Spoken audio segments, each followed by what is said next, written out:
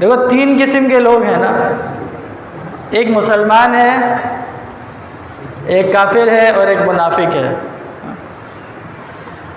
تو مسلمان کے بارے میں تو ہم بتا سکتے ہیں کہ یہ مسلمان ہے۔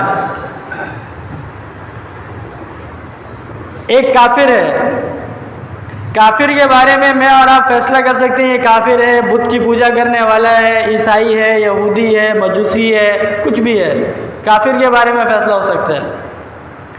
لیکن مسلمان اور کافر کے درمیان میں جو منافق ہے، اس منافق کے بارے میں اور آپ فیصلہ نہیں کر سکتے کہ یہ منافق آدمی ہے۔ کیوں نہیں کر سکتے؟ یہ بات اچھی طریقے سے سمجھ لیں۔ منافق کہتے کس کو ہیں؟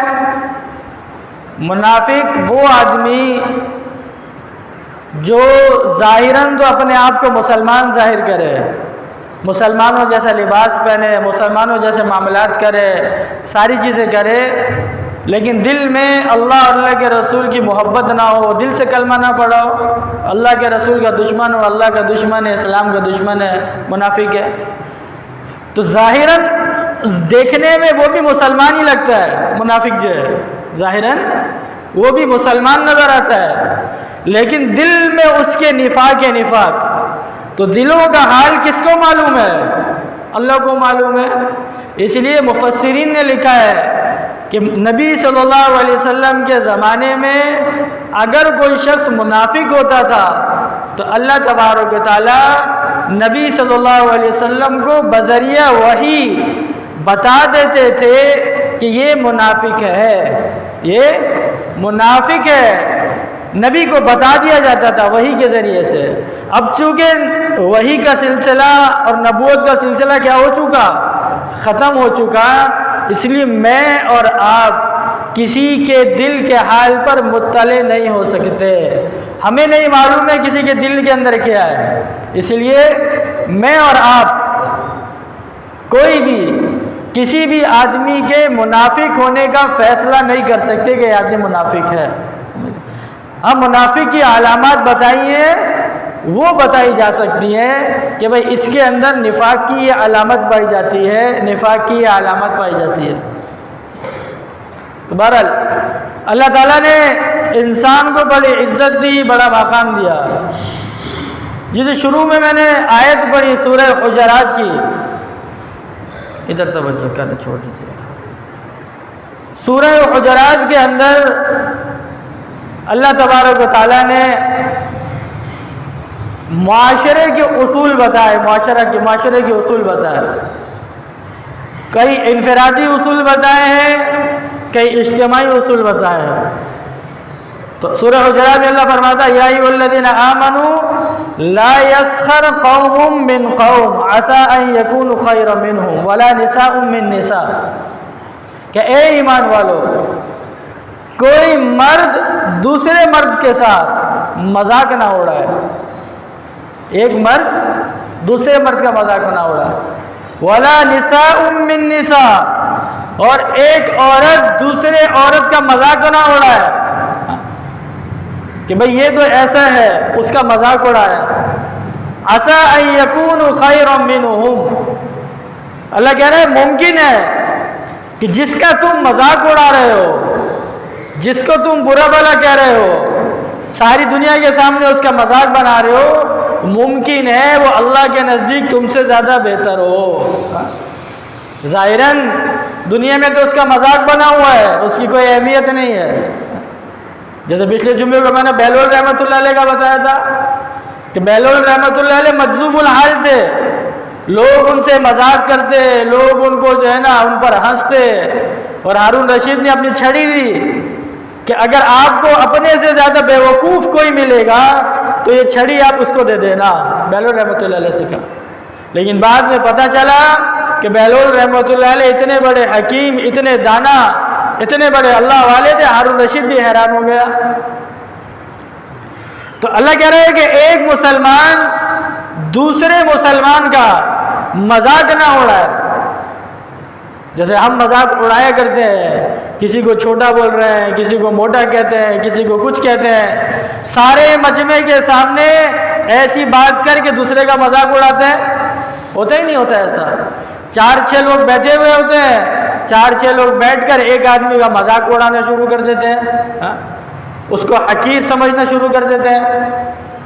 اچھا عجیب بات یہ ہے کہ قرآن کریم کے اندر مردوں کو حکم آیا، مردوں کے ساتھ عورتوں کا حکم اسی کے اندر ہے بہت سی جگہ پہ، لیکن یہاں پر اللہ تبارک و تعالیٰ نے مردوں کو الگ مخاطب کیا اور عورتوں کو اللہ تعالیٰ نے الگ مخاطب کیا کہ کوئی مرد کسی مرد کا مذاق نہ اڑائے اور کوئی عورت کسی عورت کا مذاق نہ اڑائے، کہ یہ کام نہ عورت کرے نہ مرد کرے، ایک دوسرے کا مذاق نہ اڑائے، دوسرے کی تحقیر نہ کرے۔ کیوں؟ عسیٰ ان یکونوا خیرا منہم، کہ تم جس کا مذاق اڑا رہے ہو، جس کو تم حقیر سمجھ رہے ہو، جس کو تم چھوٹا سمجھ رہے ہو، ممکن ہے اللہ کے نزدیک اس کا ایسا مقام ہو، ایسا مرتبہ ہو جو تمہیں معلوم بھی نہیں ہے۔ کتابوں میں لکھا ہے کہ ایک آدمی کا جنازہ جا رہا تھا، جنازہ، تو جنازے میں کل 3 آدمی، کتنے آدمی؟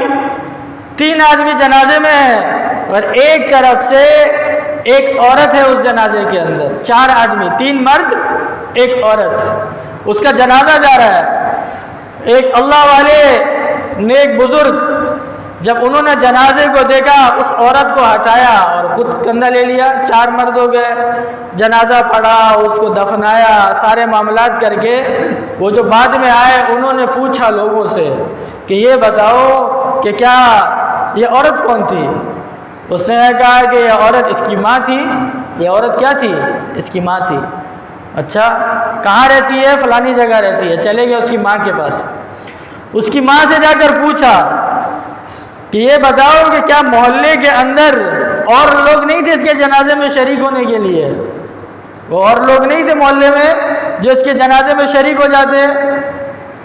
تو اس کی ماں نے کہا لوگ تو بہت تھے، لیکن یہ خواجہ سرا تھا، ہجڑا خنسا جسے ہم کہتے وہ تھا، تو لوگ اس وجہ سے اس کے جنازے میں شریک نہیں ہوئے، لوگ اس وجہ سے اس کے جنازے میں شریک نہیں ہوئے۔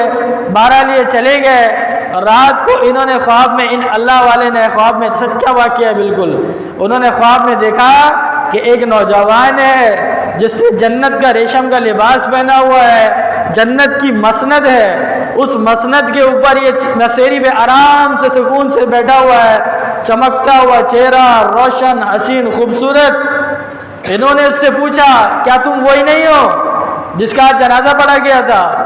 تو اس نے کہا میں وہی ہوں۔ تو کہنے لگے اللہ نے تم کو یہ مقام کیسے دے دیا؟ اس مقام پہ جنت پہ تم کیسے پہنچ گئے اس مقام پہ؟ کہنے لگا کہ لوگ مجھے دنیا میں حقیر سمجھتے تھے، لوگ میرے ساتھ مذاق کرتے تھے، میری توہین کرتے تھے، اس پر میں صبر کرتا تھا، اس صبر کرنے پہ اللہ تعالیٰ نے مجھے یہ مقام دے دیا، اس صبر کرنے پہ اللہ نے مجھے مقام دیا۔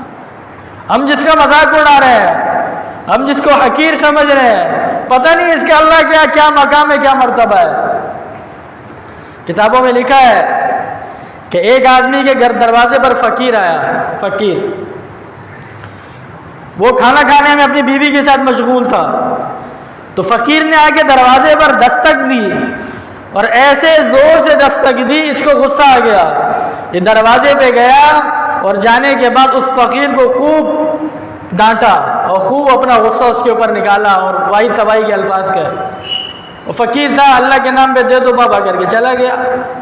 کچھ عرصہ گزرا، یہ جو آدمی جس کے گھر پہ فقیر آیا تھا ایک پیسے والا تھا، آہستہ آہستہ اس کا کاروبار، اس کا مال ختم ہوتے ہوتے ہوتے فقر و فاقے پہ نوبت آ گئی، یہاں تک نوبت آ گئی کہ اس نے اپنی بیوی کو طلاق دے دی، اپنی بیوی کو طلاق دے دی۔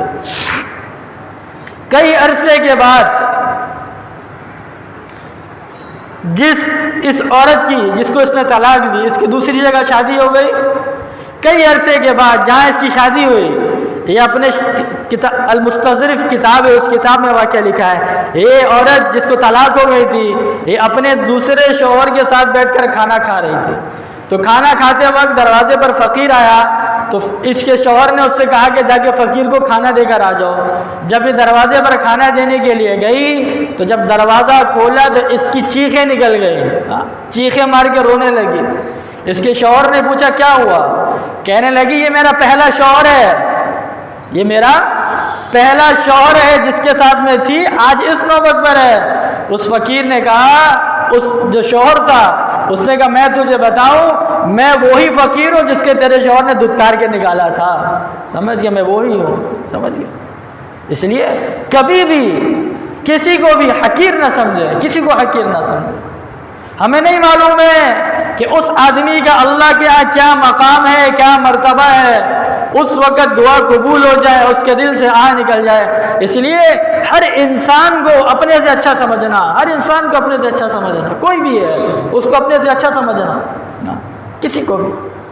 اللہ کے نبی صلی اللہ علیہ وسلم نے فرمایا کہ جب ایک آدمی کسی مصیبت میں ہوتا ہے، کسی پریشانی میں ہوتا ہے، کوئی بھی پریشانی ہے، مالی اعتبار سے پریشان ہے، گھر کے اعتبار سے پریشان ہے، بیوی بچوں کے اعتبار سے پریشان ہے، کوئی بیماری اس کو لاحق ہے، کسی بھی پریشانی میں دنیا کے اندر ہے، فرمایا لا تظہر الشماتۃ لاخیک، اپنے بھائی کی کسی پریشانی کو دیکھ کر خوش مت ہوا کرو۔ اللہ کے نبی نے کہا خوش مت ہو، کیوں؟ فیرحمہم اللہ ویبتلیک، اگر تم نے ایسا کیا اللہ اس پر رحم کرے گا، اس کے حالات کو تبدیل کر دے گا، اور اس پریشانی میں، اس مصیبت میں اللہ تم کو گرفتار کر دے گا، تم کو گرفتار کر دے گا۔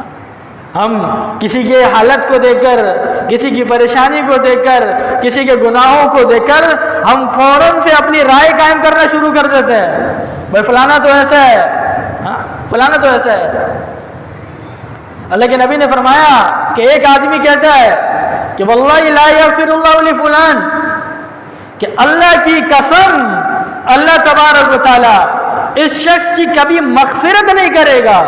جیسے آج ہم کہتے ہیں، کسی گناہگار کو ہم دیکھتے ہیں تو ہم کیا کہتے ہیں؟ کسی کو بہت زیادہ گناہ میں دیکھ لیا، یہ تو اتنا برا ہے، پتہ نہیں اس کی مغفرت ہوگی بھی یا نہیں ہوگی، اس کی توبہ قبول ہوگی بھی یا نہیں ہوگی، چاہے ساری زندگی گناہ میں لگا ہوا ہو۔ اللہ کے نبی نے فرمایا جب ایک آدمی اپنی زبان سے یہ کہتا ہے کہ واللہ لا یغفر اللہ لفلان، کہ اللہ تبارک و تعالی ایسے اس کی کبھی بھی مغفرت نہیں کرے گا، فقال اللہ عز وجل، اس وقت اللہ آسمان پر کہتا ہے من الذی یتألی علی الا لیغفر لفلان، کون ہے مجھ پر جرت کر کے کہنے والا؟ خدا تو میں ہوں، رب تو میں ہوں، یہ میرا بندہ ہے، میں معاف کروں نہ کروں میری مرضی ہے، میرا رحم و کرم ہے، میں غفار ہوں، میں ستار ہوں، یہ میرا معاملہ ہے۔ تمہاری کیسے جرت ہوئی یہ بات کہنے کی کہ اللہ اس کی کبھی مغفرت نہیں کرے گا؟ اللہ آسمان پہ کہتا ہے انی قد غفرت لہ واحبطت عملک، اللہ کہتا ہے آسمان پہ میں نے اس آدمی کی مغفرت کر دی جس کو تو برا بھلا کہہ رہا تھا، اور جو یہ کہنے والا تھا اپنے آپ کو بڑا سمجھ کے، اللہ کہتا ہے میں نے اس کے سارے اعمال کو، نیکیوں کو بیکار کر دیا، زیرو کر دیا، اس کی میرے یہاں کوئی وقت نہیں، کوئی حیثیت نہیں ہے اس کی۔ سمجھے؟ تو اللہ نے، دین نے، اسلام نے ہمیں عزت دکھائی ہے، عزت، دوسرے مسلمان کی عزت کرنا، عزت کرنا۔ وَلَا تَلْمِزُوا أَنفُسَكُمْ، اسی آیت کے آگے ایک دوسرے پر الزام تراشی مت کرو، الزام تراشی مت کرو، ایک دوسرے کے اندر عیب تلاش مت کرو۔ اللہ قرآن میں کہہ رہا ہے وَيْلٌ لِكُلِّ هُمَزَةٍ لُمَزَةٍ، کہ ہلاکت ہے ہر ایسے شخص کے لیے جو غیبت کرنے والا ہو اور لوگوں کے اندر عیب تلاش کرنے والا ہو، عیب تلاش کرنے والا ہو۔ فرمایا وَلَا تَلْمِزُوا أَنفُسَكُمْ، دوسروں کے اوپر الزام مت لگاؤ، دوسروں کے اندر عیب تلاش مت کرو۔ وَلَا تَنَابَزُوا بِالْأَلْقَابِ، اور ایک دوسرے کو برے ناموں سے مت پکارا کرو، کسی کو چھوٹا بول دیا، کسی کو کچھ کہہ دیا، کسی کو کچھ کہہ دیا، ایسے الفاظ ہم استعمال کرتے ہیں۔ ایسے الفاظ استعمال کرنا جن الفاظ کی وجہ سے سامنے والے کی دل آزاری ہو، ایسے الفاظ استعمال کرنا شریعت نے حرام کیا ہے، حرام کیا ہے، حرام کیا ہے۔ کسی بھی مسلمان کو، کسی کو بھی برے الفاظ سے مت پکارو، اس کو عزت دو، عزت۔ اسلام نے عزت دینا سکھائی ہے۔ عرب تھے نا، عرب کے اندر دیکھو کنیت ہوتی ہے نا، کنیت، بیٹے کے نام سے کنیت بنتی ہے، بھائی فلانے کا بیٹا ہے ابو عبداللہ، کنیت بنتی ہے۔ تو عرب میں کنیت کا رواج تھا، کنیت کا۔ تو اللہ کے نبی صلی اللہ علیہ وسلم صحابہ کو اچھے لقب دیتے تھے۔ ابو بکر صدیق کو لقب دیا عتیق اللہ، عتیق، جہنم سے بری۔ حضرت عمر رضی اللہ عنہ کو اللہ کے نبی نے لقب دیا فاروق، سمجھ گیا۔ ابو بکر کو اللہ تعالیٰ نے آسمان سے لقب دیا صدیق، سمجھ، ابو بکر صدیق رضی اللہ تعالیٰ عنہ۔ حضرت حمزہ رضی اللہ تعالیٰ عنہ کو حمزہ اسد اللہ و اسد رسولی، حمزہ اللہ کا بھی اللہ کے رسول کا بھی شیر لقب دیا، اچھے لقب دیے۔ خالد کو رضی اللہ عنہ کو سیف من سیوف اللہ، خالد اللہ کی تلواروں میں سے ایک تلوار ہے۔ اچھے القابات سے پکارنا، اچھے نام سے پکارنا، برے نام سے نہیں پکارنا۔ اللہ کے نبی صلی اللہ علیہ وسلم کے پاس جو لوگ آتے، 1.25 لاکھ صحابہ جو مسلمان صحابی تھے، جو بھی اللہ کے نبی کی خدمت میں پیش ہوتا، اللہ کے نبی صلی اللہ علیہ وسلم نام پوچھتے، نام کیا ہے؟ پہلے اسلام سے پہلے نام کیا ہے؟ نام یہ ہے۔ اگر ان کے نام میں کچھ معنی خراب ہوتے، نام کے معنی ٹھیک نہیں ہوتے تھے، تو اللہ کے نبی صلی اللہ علیہ وسلم ان کے اچھے معنی والے نام رکھ دیا کرتے تھے، نام رکھ دیا کرتے تھے۔ اچھے معنی والے نام رکھنا جسے نیک فعال لیا جائے۔ حالانکہ اسلام میں اس نام کے معنی کا بہت وہ نہیں ہے، لیکن نام اچھے رکھنا، اچھے نام کو تلاش کرنا۔ اس لیے علماء نے لکھا ہے کہ صحابہ کا نام رکھتے وقت، صحابہ کا نام، 1.25 لاکھ صحابہ تھے نا، 1.25 لاکھ، اور ہم میں سے جتنے لوگ بیٹھے ہوئے ہیں، جتنے لوگ سن رہے ہیں، ہم میں سے مشکل سے کسی کو 15-20 نام یاد ہوں گے صحابہ کے، اس کے علاوہ کسی کو صحابہ کے نام یاد نہیں ہے۔ ابو بکر، عمر، عثمان، علی، معاویہ، عبد الرحمن بن عوف، طلحہ، زبیر، یہ 15-20 نام مشکل سے کوئی سنائے گا۔ باقی 1.25 لاکھ صحابہ تھے، 1.25 لاکھ۔ تو 1.25 لاکھ صحابہ وہ تھے جن کے نام اللہ کے نبی صلی اللہ علیہ وسلم نے منتخب کیے تھے، اللہ کے نبی نے چنے تھے۔ تو سوچو وہ نام کیسے ہوں گے؟ اس لیے اپنی اولاد کا نام رکھتے وقت صحابہ کے نام رکھیں، ایک۔ دوسرا، جب صحابہ کا نام رکھتے ہیں اپنی اولاد کے لیے، تو صحابہ کے نام میں یا صحابیات کے نام ہے، اس کے اندر معنی کو تلاش کرنے کی، معنی کو ڈھونڈنے کی ضرورت نہیں ہے۔ کیوں ضرورت نہیں ہے؟ کیونکہ صحابی کا نام کس نے رکھا ہے؟ اللہ کے نبی نے رکھا ہے۔ اگر نام میں کچھ مسئلہ ہوتا، جیسے تھا بہت سے لوگوں کا، ایک آئے مسلمان ہونے کے لیے، اللہ کے نبی نے پوچھا کیا نام ہے؟ کہنے لگے اسرم، اسرم نام ہے۔ اسرم کا مطلب ہوتا ہے کاٹنے والا، بہت زیادہ کاٹنے والا۔ اللہ کے نبی نے فرمایا نہیں، اسرم نہیں، تو ابو زرعہ ہے، کھیتی باڑی والا، اگانے والا، سمجھئے، اس کے بالکل برعکس نام۔ اسرم نہیں ہے، بلکہ کیا ہے؟ پیدا کرنے والا، اچھا نام دیا کہ خوشحالی لے کر آئے گا، برکتیں لے کر آئے گا، یہ نام دیا۔ ایسے بہت سارے نام ہیں، اس لیے اولاد کا نام رکھیں، صحابہ کے نام رکھیں، اور صحابہ کے وہ نام رکھیں جو نام لوگ نہیں جانتے ہیں۔ ہم تو 8-10 نام جانتے ہیں مشکل سے، وہ نام رکھیں جو نام لوگ نہیں جانتے ہیں، تاکہ لوگوں کو پتہ چلے یہ بھی صحابی تھے، ان صحابی کا نام زندہ ہو۔ غزوہ بدر میں 313 صحابہ تھے، وہ 313 صحابہ وہ تھے جن کے سارے گناہوں کو معاف کرنے کا اعلان کیا گیا کہ ان کے سارے گناہ معاف ہیں، اگلے پچھلے سارے معاف ہیں۔ ان 313 میں سے ہمیں 10 کے نام یاد ہوں گے مشکل سے۔ اس لیے اچھے نام سے پکارنا، اچھے نام سے پکارنا۔ فرمایا وَمَن لَّمْ يَتُبْ فَأُولَٰئِكَ هُمُ الظَّالِمُونَ، اور جو لوگ ان گناہوں سے توبہ نہیں کرتے، گناہوں سے توبہ نہیں کرتے، یہ برے ناموں سے پکارنا، لوگوں کا مذاق اڑانا، لوگوں پر الزام لگانا اور دوسروں کا مذاق اڑانا، جو ان کاموں سے توبہ نہیں کرتا، فرمایا یہ بڑے ظالم لوگ ہیں، ظالم لوگ ہیں، یہ بڑے ظالم لوگ ہیں، اور اللہ تعالیٰ ظالم پہ رحم نہیں کرتا۔ اس لیے ہر مسلمان کو، ہر کلمہ پڑھنے والے کو، ہر ایمان والے کو، ہر کسی کو اپنے سے افضل اور اپنے سے اچھا جاننا، اپنے سے اچھا جاننا۔ اللہ کے نبی صلی اللہ علیہ وسلم نے فرمایا کہ لا يدخل الجنت من كان في قلبه مثقال ذرة من کبر، کہ جس آدمی کے دل کے اندر رائی کے دانے کے برابر بھی تکبر ہوگا، کتنا تکبر؟ رائی کے دانے کے برابر بھی تکبر ہوگا. فرمایا یہ آدمی جنت میں داخل نہیں ہوگا, جنت میں داخل نہیں ہوگا. رائی کے دانے کے برابر تکبر آ گیا. اب صحابہ بیٹھے تھے, صحابہ نے فوراً پوچھا یا رسول اللہ. پوچھنے والے کون تھے؟ بعد نے لکھا معاذ بن جبل تھے. فوراً پوچھا یا رسول اللہ ان الرجل يحب ان يكون ثوبه حسنا ونعله حسنا. یا رسول اللہ ہر آدمی یہ چاہتا ہے کہ وہ اچھے کپڑے پہنے, اچھے جوتے پہنے, ہر آدمی چاہتا ہے نا. مطلب صحابہ کے ذہن میں فوراً سوال آیا کہ ایسا تو نہیں کہ ہم بہت اچھے کپڑے پہننے کا شوق رکھتے ہیں, اچھے کپڑے پہنتے ہیں, یہ تکبر میں داخل ہو. ہم بہت اچھے جوتے پہنتے ہیں, چپلے پہنتے ہیں, یہ تکبر میں داخل ہو. اور بہت ساری اچھی سواری ہے ہمارے پاس, یہ تکبر میں داخل ہو.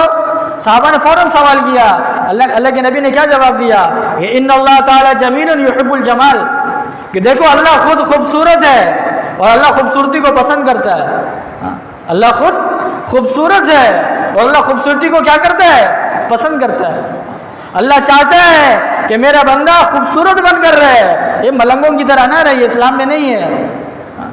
ہمارے ہاں جو جاہل آدمی ہوگا, جو جس کو کچھ نہیں آتا ہوگا, جس نے مہینوں سے غسل نہیں کیا ہوگا, اس کے بالوں میں جٹ پڑے ہوئے ہوں گے, جسم سے بدبو آ رہی ہوگی, ہم کہتے ہیں بڑا اللہ والا آدمی ہے یہ, لا حول ولا قوت الا باللہ العظیم. نبی کی زندگی تو اٹھا کر دیکھیں. صاف رہنا, الطہور شطر الایمان, پاکی حاصل کرنا, صاف رہنا, جسم صاف ہو, کپڑے صاف ہو, بال صاف ہو, ساری چیزیں صاف ہو نا, یہ ایمان کا حصہ ہے, ایمان کا بہت بڑا حصہ ہے. اور ہمارے معاشرے میں کیا ایک رواج بن گیا ہے, جہالت چلی آئی ہے. یہ ہندو مذہب میں, ہندوؤں کے اندر ہے, اور ان کے اندر ہے, سکھوں کے اندر ہے. یہ طہارت صحیح سے حاصل نہیں کرتے ہیں, یہ گندے سندے رہتے ہیں, ایسے ملنگ رہتے ہیں. اب تو میڈیا کا دور ہے, آپ سب دیکھتے ہوں گے اس پہ. اسلام میں تو طہارت ہے. فرمایا ان اللہ تعالی جمیل یحب الجمال, کہ اللہ تعالی خود خوبصورت ہے اور اللہ خوبصورتی کو پسند کرتا ہے. ایک حدیث میں فرمایا ان اللہ یحب ان ينظر اثر نعمه علی عبدی, اللہ تبارک و تعالی اپنی نعمت اپنے بندے کے اوپر دیکھ کر خوش ہوتا ہے کہ اللہ نے حیثیت دی اچھا کپڑا پہننے کی. وہ آدمی اچھا کپڑا پہن رہا ہے کہ اللہ تیرا لاکھ لاکھ شکر, تو نے مجھے اس کا قابل بنایا. اللہ کی اس نعمت کا اظہار کر رہا ہے, اللہ اس کو پسند کرتا ہے. اچھا کھانا کھا رہے ہیں اپنی حیثیت کے موافق, اللہ تو نے مجھے اس قابل بنایا. وہ بخیل کی طرح جمع کر نہیں رکھ رہا, نہ خود کھاتا ہے نہ دوسرے کو کھانے دیتا ہے. اللہ اپنی نعمت کو اپنے بندے کے اوپر دیکھ کر خوش ہوتا ہے. اور ایک حدیث کے اندر آتا ہے, اللہ فرماتا ہے یا ابن آدم کم تتزین للناس فہل تزینت لیجلی, کہ اے میرے بندے کہ تو لوگوں کے لیے کتنا تیار ہوتا ہے, بنتا سنورتا ہے, کیا تو کبھی میرے لیے بھی تیار ہوا ہے؟ شادی میں جا رہا ہے تیار ہو کے جا رہا ہے, آفس جا رہا ہے تیار ہو کر جا رہا ہے, دوست کے پاس جا رہا ہے تیار ہو کے کٹ شٹ کر کے, ادھر خوشبو لگا کے جا رہا ہے, بال ٹک کر کے جا رہا ہے, مسجد میں آ رہا ہے کس حال میں آ رہا ہے, ہمارے سامنے ہے. اللہ شکوہ کر رہا ہے, حدیث قدسی ہے کہ اے میرے بندے کہ تو لوگوں کے لیے اتنا تیار ہوتا ہے, ہمیشہ تیار ہوتا ہے. یہ لباس بھی میں نے تجھے دیا, یہ تیرا چہرہ بھی میں نے بنایا, تیری آنکھیں بھی میں نے بنائی, تجھے بال بھی میں نے دیے, تجھے حسن و جمال کس نے دیا؟ اللہ نے دیا. تو لوگوں کے لیے اتنا تیار ہوتا ہے. فہل تزینت لیجلی, کیا تو کبھی میرے لیے تیار ہوا ہے؟ آج میں مسجد جا رہا ہوں نماز پڑھنے کے لیے, تیار ہو کے جاؤں گا, صاف ستھرے ہو کے, نہا کے, صاف پاک کپڑے پہن کے بالکل جاؤں گا, بال ٹھیک کر کے جاؤں گا, اچھی ٹوپی پہن کے جاؤں گا. وہ ٹوپی رکھی ہوئی ہے, اتنی گندی پرانی ٹوپیاں مسجد میں رکھی رہتی ہیں, وہ ٹوپی پہن کے ہم نماز پڑھتے ہیں. پہنتے نہیں پہنتے پر اللہ کے بندے, اتنی گرد غبار میں پڑی رہتی ہیں وہاں پہ پورا دن. آپ سوچو نا, جو لباس سارے نہیں ہیں, کچھ ہیں جو لباس پہن کر ہم مسجد میں آتے ہیں, کچھ لوگ ایسے ہیں جو لباس پہن کر آتے ہیں, کیا وہ لباس پہن کر ہم شادی میں جا سکتے ہیں؟ ہم نہیں جاتے ہیں, لوگ کیا کہیں گے.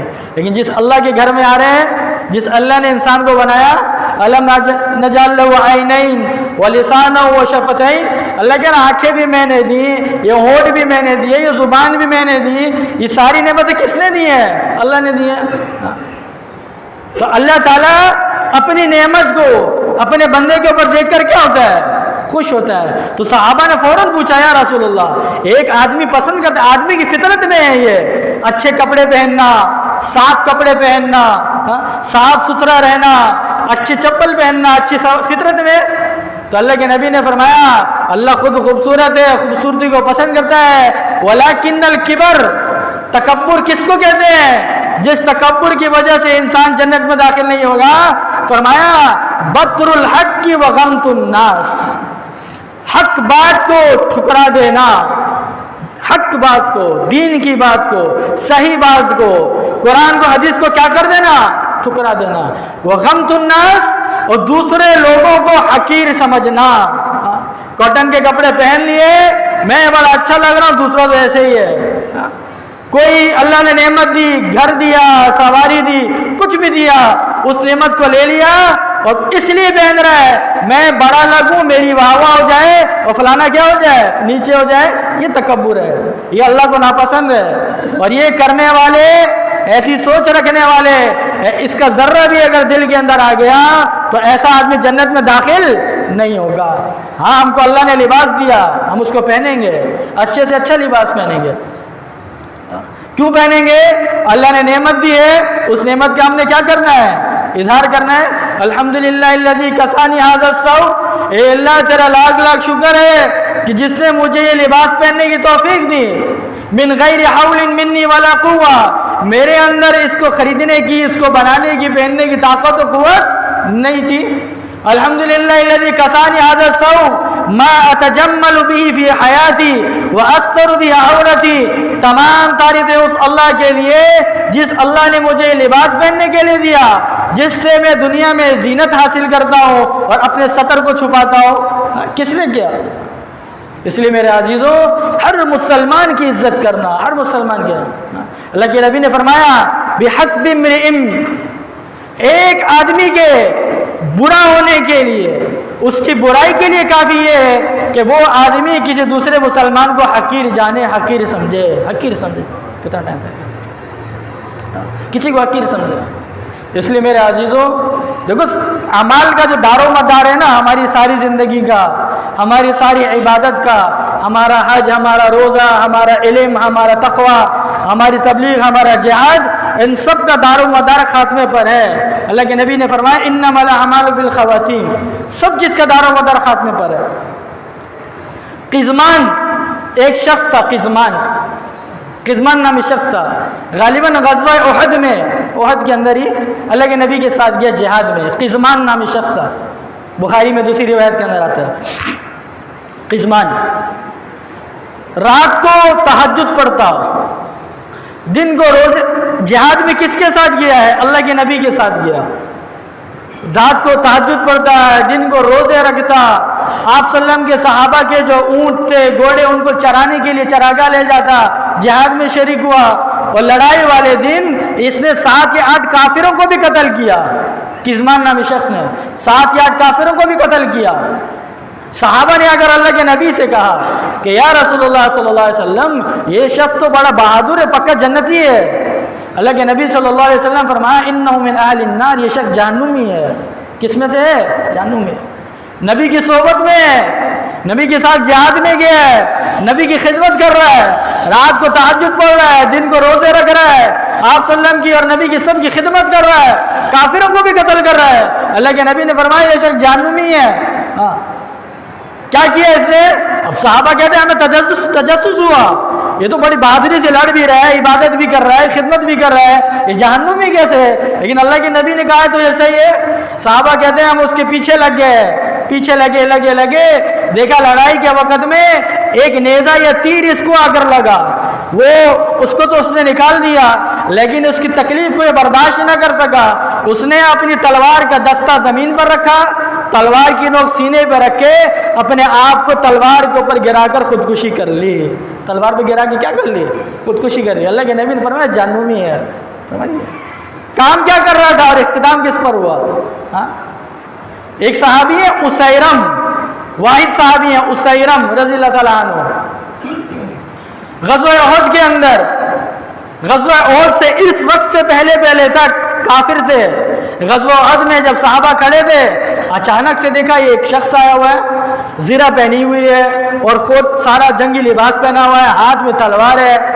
پوچھا یہاں کیسے آ گئے؟ کہنے لگے بس اللہ تعالیٰ نے میرے دل میں نبی کی اللہ کی محبت ڈال دی, میں اس لیے آیا ہوں. اللہ کے نبی کے پاس گئے, کلمہ پڑھا اور اسی وقت لڑائی کی, لڑائی کرتے کرتے شہید ہو گئے. اللہ کے نبی نے فرمایا عمل قلیلا و اجر کثیر, عمل تھوڑا کیا لیکن اجر بہت زیادہ لے گیا. عمل کچھ نہیں کیا, وہی مسلمان ہوئے, وہی شہید ہو گئے.